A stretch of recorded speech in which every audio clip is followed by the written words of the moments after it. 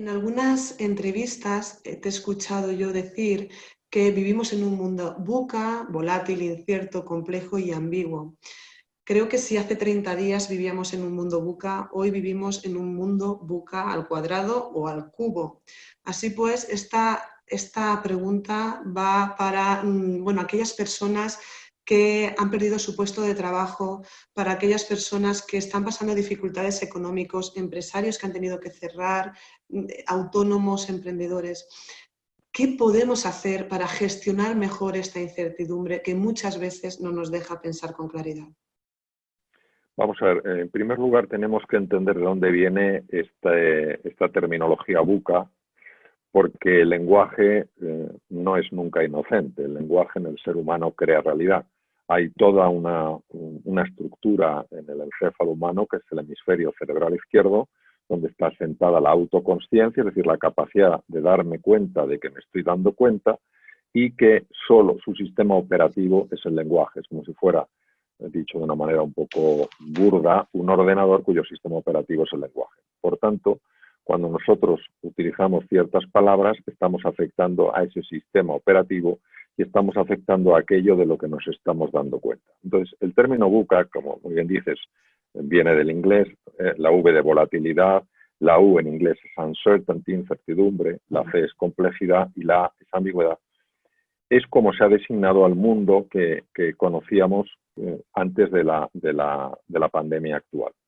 Y esta es una denominación que de alguna manera quería hacer referencia a que todo es mucho más complejo. Hoy en día todo el mundo está compitiendo con todo el mundo, precisamente porque está todo globalizado. Es un mundo muy volátil, es decir, primero las cosas están de una forma y al día siguiente están de otra. Es un mundo ambiguo, no sabemos muy bien hacia dónde va y obviamente tiene ese componente de incertidumbre, que quiere decir que no podemos controlar eso que nos vamos a encontrar. Bueno, lo importante es decir que esta denominación viene de los marines en la guerra de Afganistán.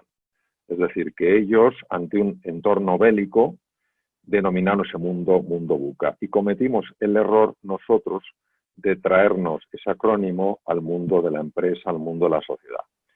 ¿Por qué digo que es un error? Porque como el lenguaje no es inocente y el lenguaje en el ser humano crea realidad, si yo estoy haciendo frente a un mundo que solo lo veo como volátil, incierto, complejo y ambiguo, esto genera en mí una situación de ansiedad. A nadie le apetece la volatilidad, a nadie le apetece la incertidumbre, a nadie le apetece la complejidad y a nadie le apetece la ambigüedad. Todos queremos la seguridad, el control y lo familiar, y esto es justo lo opuesto. ¿Qué ocurre? Que si nosotros solo vemos un mundo así, la ansiedad que se genera precisamente evita que el ser humano pueda poner en marcha ciertas capacidades, porque la ansiedad, una de las cosas que bloquea es la creatividad. Otro de los elementos que bloquea la ansiedad es el espíritu emprendedor. ¿Por qué? Porque en un entorno volátil, incierto, complejo y ambiguo, ni te apetece emprender, ni las estructuras cerebrales que son fundamentales en los procesos creativos están plenamente operativas. Entonces, yo hace tiempo, antes de la pandemia actual, añadía un elemento que me parece clave, que es la O de oportunidad. Es decir, todos los mundos volátiles, inciertos, complejos y ambiguos encierran una oportunidad, aunque venga disfrazada en ropas de faena, es decir, aunque no sea una oportunidad evidente. Bueno, ¿por qué comento esto? Porque como muy bien decías tú, el mundo que vivimos ahora y el que vamos a conocer cuando salgamos de la pandemia, que obviamente saldremos, es un mundo VUCA elevado a la enésima potencia, donde la oportunidad tiene que elevarse a la enésima potencia. Bien, ¿cómo una persona puede, en situación así, compleja, con pérdidas económicas enormes, con pérdidas de empleo, con dificultades de todo tipo, cómo una persona puede encontrar la oportunidad cuando da la sensación de que esa oportunidad no existe? Pues esa oportunidad se encuentra cuando tu disposición mental es una disposición para encontrar. Y esa disposición para encontrar utiliza varios caminos. El primer camino es querer encontrar. Más que nunca tenemos que querer encontrar. Si antes queríamos salir adelante con nuestras empresas, con nuestros trabajos, con nuestros negocios, con nuestras cositas, ahora tenemos que quererlo mucho más. Tenemos que quererlo mucho más. ¿Por qué es tan importante querer y querer tanto? Porque cuando tú quieres mucho que algo suceda, inevitablemente quieres crearlo. Quieres crearlo. Y para crearlo tienes que imaginarlo. No nos hemos dado cuenta, a pesar de escritos fabulosos como los de Albert Einstein o de William Blake, no nos hemos dado cuenta del poder salvaje, rotundo que tiene la imaginación para crear una realidad. Hemos confundido la imaginación con la fantasía. La fantasía es cuando yo utilizo una o dos cosas que conozco para crear una tercera, por ejemplo. Yo suelo poner el ejemplo para hablar de la fantasía del unicornio. El unicornio no es un fruto de la imaginación, es un fruto de la fantasía. Yo utilizo un caballo, utilizo un águila que tenga alas y utilizo un rinoceronte que tiene un cuerno. Tomo el cuerno del rinoceronte, las alas del águila, se las pongo al caballo. El caballo es blanco, con lo cual ya tengo un unicornio. Esa es la fantasía. La fantasía une fragmentos de información que están en la memoria. La imaginación es una capacidad de un poder indescriptible. Es la capacidad de crear una nueva realidad. Entonces, si tú quieres profundamente que algo suceda, tu imaginación empieza a crear eso que tú quieres. Y lejos de ser un sujeto que te encuentras, un ser humano que te encuentras con un mundo totalmente distinto, dices, a ver qué me encuentro aquí, tomas una posición pasiva, una posición de víctima, tú te conviertes en un actor, en una actriz, en esa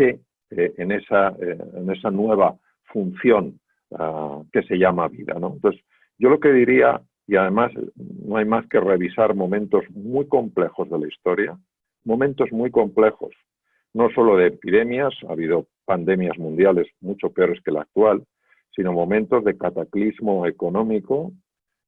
Imaginemos o recordemos sencillamente la crisis económica del 2008, momentos muy duros, donde se ha dado un ejemplo de la grandeza del ser humano para salir adelante. Ahora bien, salir adelante no va a ser nada fácil. O sea, lo que no podemos es prometer un camino fácil. Esto es un poco como lo que decía Winston Churchill, tal vez en un contexto muy distinto, prometo sangre, sudor y lágrimas. Yo creo que lo que tenemos que prometer es mucho esfuerzo, mucho trabajo y desde luego la reconstrucción de una nueva realidad, de una nueva sociedad, que puede ser mucho mejor que la pasada. Y en esto yo sencillamente añadiría, para no alargarme en la respuesta, María Jesús, añadiría lo siguiente. Tenemos que posicionarnos como un acto radical de fe, es decir, de decisión personal, en que más allá del dolor está el crecimiento. El dolor lo estamos experimentando y lo vamos a seguir experimentando. ¿Durante cuánto tiempo? No lo sé. Pero el dolor es el camino al crecimiento. Lo que no puede ser el dolor es el camino a la desesperanza. Bastante duro es soportar el dolor como para que encima el sitio al que te lleve sea la desesperanza. Tiene mucho más sentido soportar, tolerar, aceptar ese dolor porque te lleva a un nuevo espacio de crecimiento y de contribución. Y creo profundamente en eso. No solo creo en eso porque tiene todo el sentido desde el punto de vista de la neurociencia moderna y de la psicología transpersonal y de la psicología positiva, es que no roza en ningún punto que yo conozca con ninguna de estas ciencias, sino todo lo contrario. Es que además, y lo repito, cada una de las personas que nos estén escuchando, que revisen en su propia vida y se darán cuenta cómo han pasado momentos muy difíciles. Momentos muy difíciles. A lo mejor no tenían el calificativo de pandemia, pero momentos muy difíciles. Y cómo han salido adelante. Entonces, ahí es donde se tienen que sostener, tienen que redoblar su confianza en su grandeza, en su capacidad, no sencillamente de soportar lo que va a venir, sino su capacidad de crear lo que puede emerger. crear lo que puede florecer. Y yo creo que si nos posicionamos ahí, tenemos tantos recursos en nuestro interior que sin duda van a salir. Ahora, hay que tener, esto es un poco como esa frase, o el miedo te gobierna o la fe te dirige. O sea, lo último que podemos hacer es que aquí sea el miedo el que nos gobierne. Tiene que ser la fe la que nos dirija. Y la fe es un acto de la voluntad. Y es un acto de la voluntad donde tú sabes que vas a triunfar no porque tengas una bola de cristal, sino porque estás decidido a triunfar. Y te costará más o menos, te caerás más o menos veces, pero te levantarás, porque cuando te caigas no te quedarás mirando el suelo, te quedarás mirando al horizonte.